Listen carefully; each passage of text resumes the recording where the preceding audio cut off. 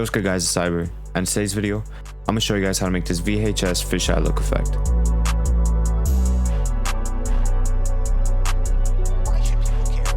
Before I start off, make sure to follow all my socials down below and check out my website. I have a buy one get one free for a limited time only, so make sure to go check that. Let's get straight to it. So we're just going to start off by going to this empty space here, new and an adjustment layer. So to start it off, we're just going to type in vignette, and we can grab any vignette we want. I'm just going to use the sapphire one.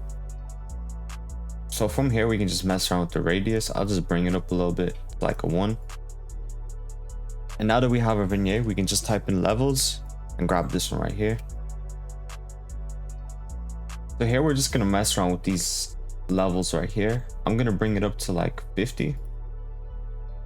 And in our input white, I'm just going to scale it up a little bit to like 300. From here, we're going to get that like fisheye curved look. We're just going to type in optics compensation. And all we have to do is just scale this up a little bit. Now you can see it kind of cuts out the corners here, but we're going to fix that. You can either do this by actually scaling up your footage, or as I do it, just typing in transform, grabbing our transform tool and just scaling up like this. If you want to distort it more, you can just go to the optics and just scale it up, but I'm going to leave it as it is. And now just to suss it up, we're going to type in blinds, and we're going to grab this one right here.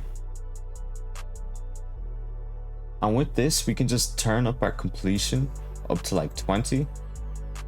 And you can see these bars pop up. So what we do now is just drop down our width to like a low number, like 3.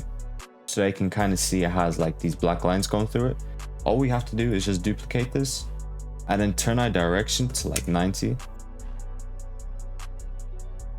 And what I recommend to get a better look is by just grabbing both of these and just dragging it behind the vignette. And as you can see, the footage is pretty dark, so all we have to do is just mess around with our levels again just to brighten it up.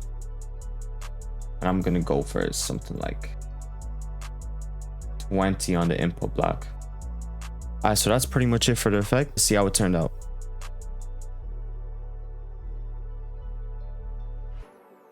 Alright, so thank you guys for watching. Make sure to like and subscribe. Let me know what you guys want in the next videos. And also make sure to go check out my website, buy one get one free, and have a good one.